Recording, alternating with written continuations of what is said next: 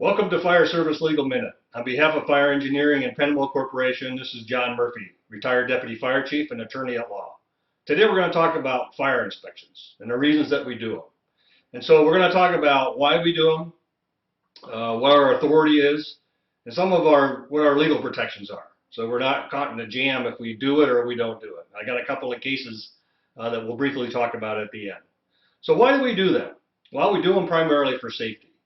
Safety for the occupants and the citizens, safety of the people that work there, and foremost is our safety. So we're into a building when it's not an emergency, it's not all smoky and hot, and that there's no potential loss of life. And at least we have an opportunity to walk around the building and take a look for the obvious hazards. And sometimes we need to kind of open a door or go up in a crawl space to take a look at those hidden spaces to see what those hazards are. Your fire marshal, if you have one, is generally the person that makes those assignments based on your first due response area. And a lot of times when I was assigning those for my firefighters, I'd have them go out and do second due inspections as well, only because our expectation is that there's a multiple unit response, then you're going to have to be familiar with what's going on in those particular occupancies. And the other thing is there's a lot more of us firefighters than there are fire marshals. And so I think it's incumbent on us to assist the fire marshal in their duties and responsibilities to get out on a regular basis to inspect those buildings that are either high or low occupancy or high or low hazards. And it gives us an opportunity as a fire department to interact with the public on a non-emergent basis. So we can educate them as to what the codes are, why we're there, what their hazards are, and help them mitigate some of those hazards as well. It also gives us an opportunity to take a look at all of the hazards that may be in a building. Is it a company that makes t-shirts, or are they making explosives? Recently we had a fire here in our jurisdiction. There was a fireworks manufacturing company that exploded. And yes, we all knew it was there.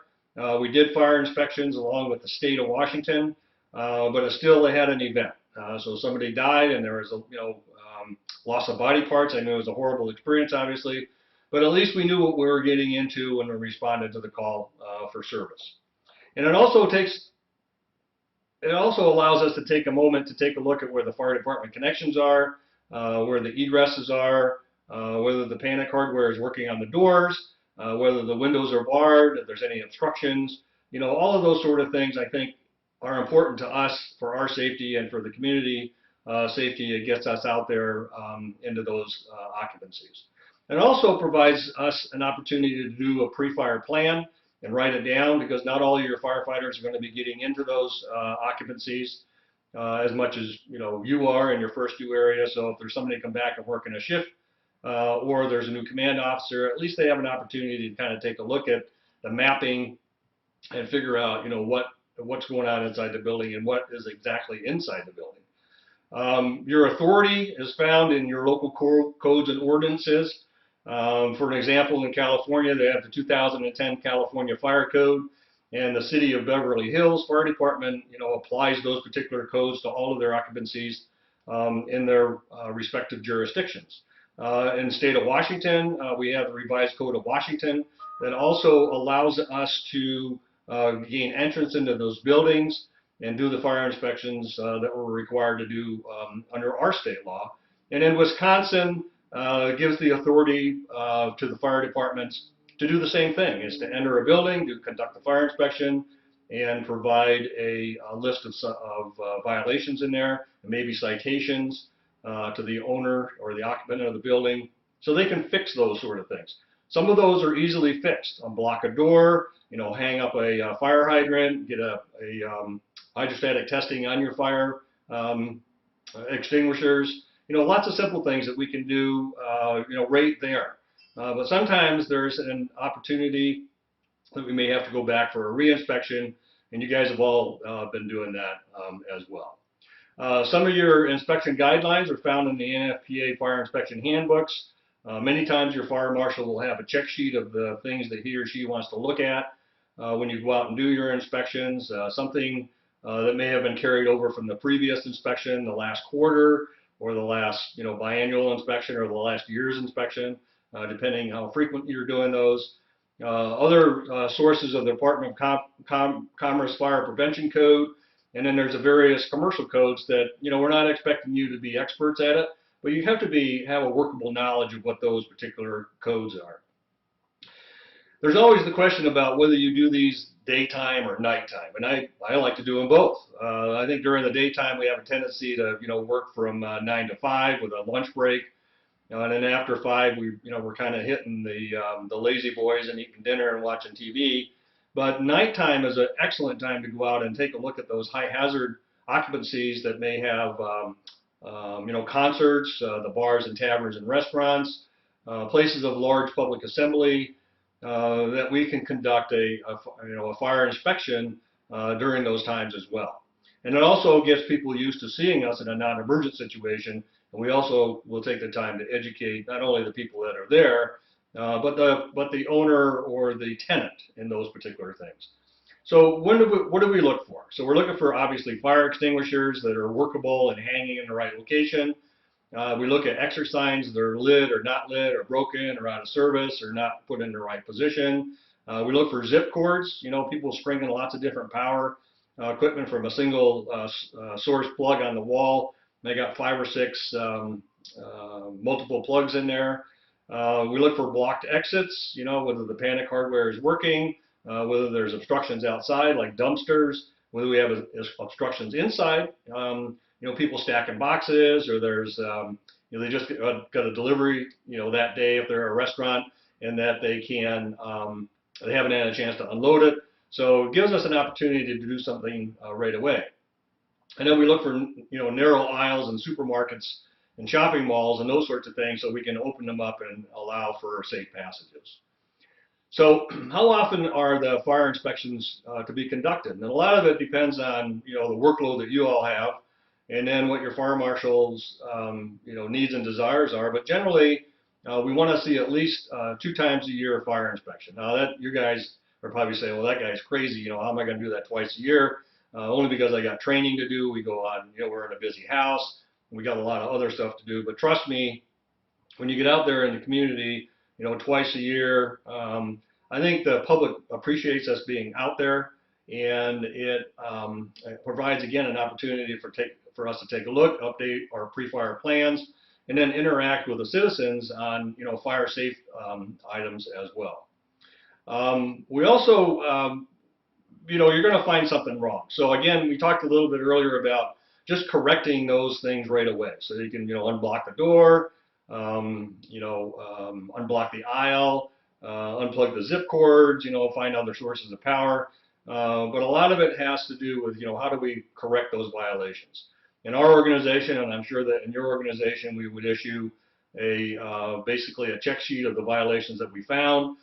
We tell them that we're going to be back in 30 to 60 days. We go back and we check and make sure that those are taken care of. And most of the time, the ones that we have a problem with are the ones that require another agency to come in, somebody to fix a door, the panic hardware, somebody to do rewire a room or a building or whatever. So it may take longer than the 60 days. It may take up to 90 days or 120 days. But at least the owner and the occupant is on notice that we're going to come back, and they need to get those things corrected. And so, a lot of agencies, a lot of organizations, if there's a non-compliance issue, the fire department can shut down the building. And so in your ordinances or your codes, there should be some language in there that allows the fire department, to shut down the business if there's a continual violation of the fire codes. Now, a lot of times you'll be going into these places that will have tenants, and the tenant is generally not responsible for the repair of the violations that you found, and the owner is. And many times the tenant will say, well, I've tried to communicate with the owner because I know that there's something going on here, but the owner is just unresponsive. And so what we do is we'll take that back to our fire marshal, and then we'll work with our fire marshal to send letters of notice of violation to the owner, and just remind them that it's their obligation to fix the violation or the hazards. And unfortunately, if they're unfixable or there's no compliance, then I think that kind of puts the tenant into a jam as far as running a safe and legal business. And our duty to them is to shut them down until they can get it fixed. New building inspection. This is a unique opportunity for us to work with your city or municipality's code and building plans person and your fire marshal to take a look at new construction.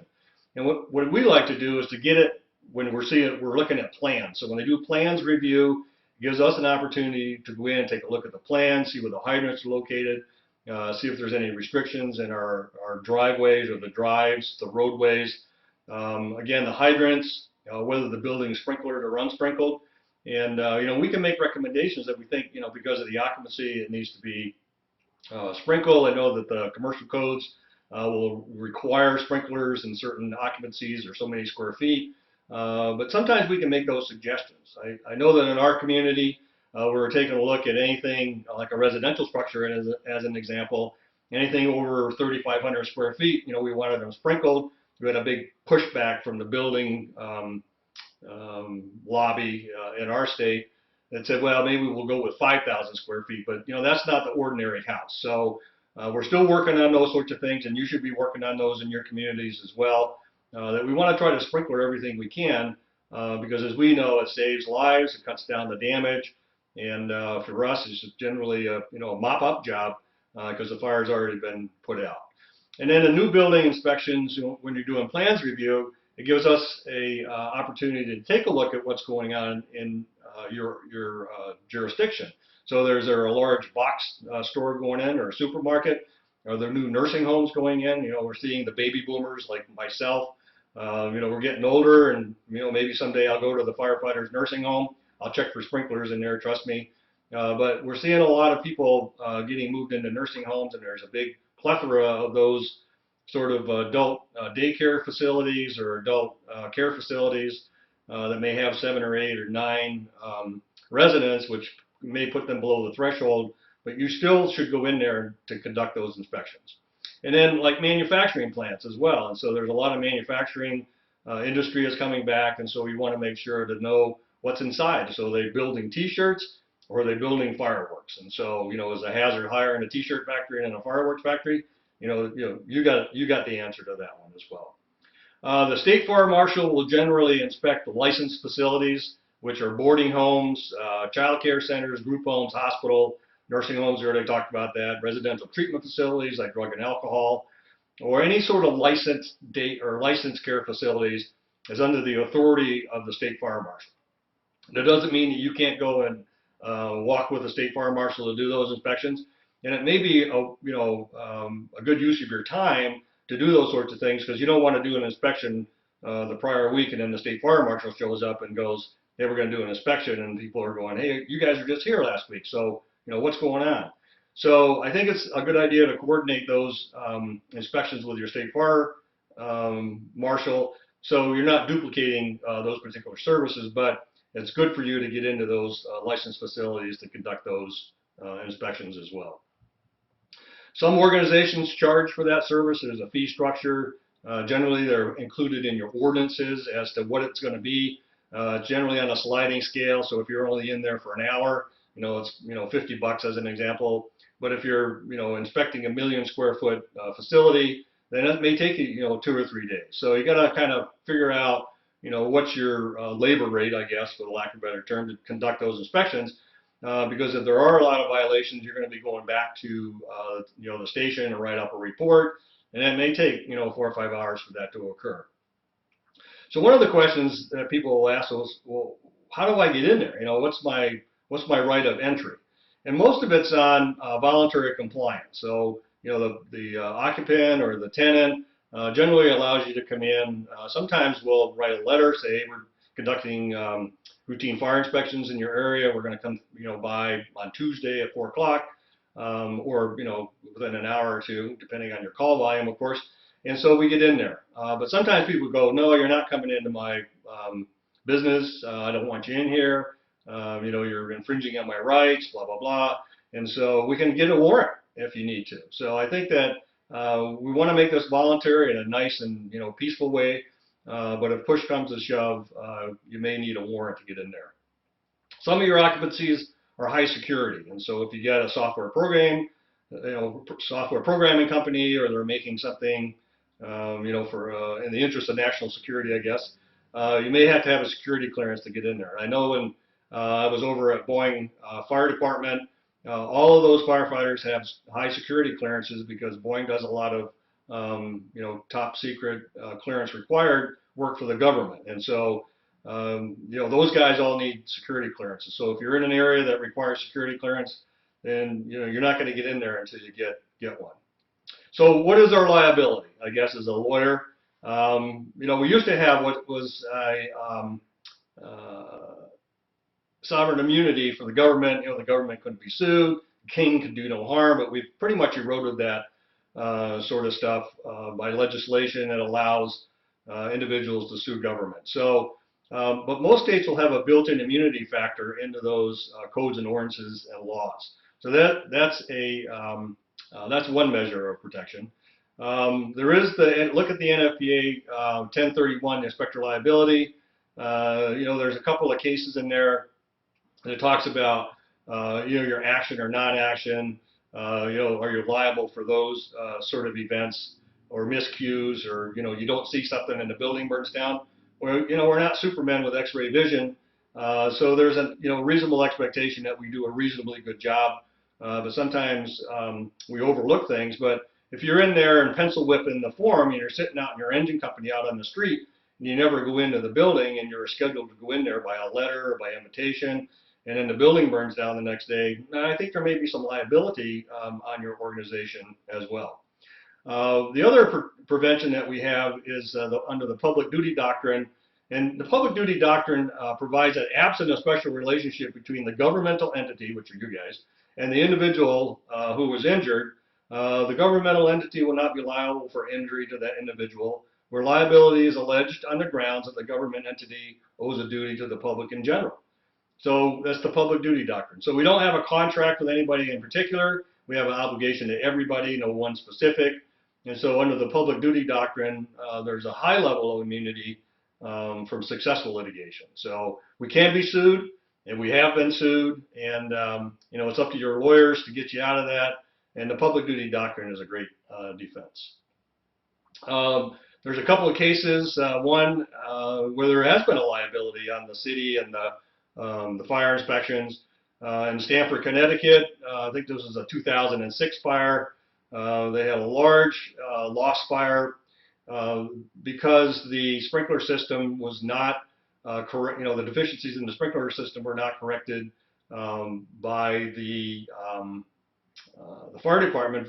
Requiring the building's owner to correct a fire code violation.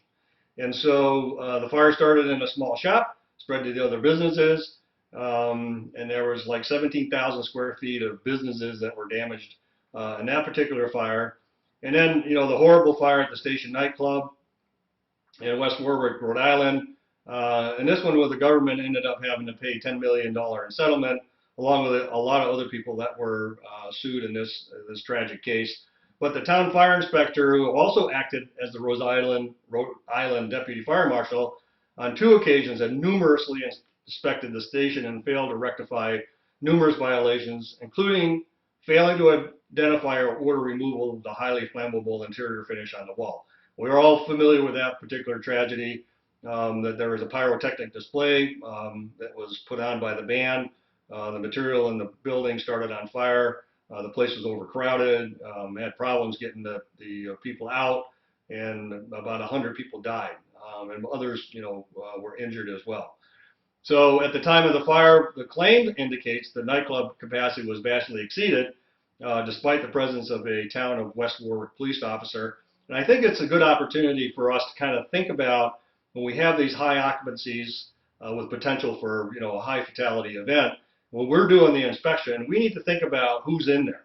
And it could be your family members, it could be your kid, it could be yourself, your wife, friends that are in there. And so when you're looking around at these buildings, you need to put yourself in their place and think about, how am I going to get out of here? What are the hazards that I can see?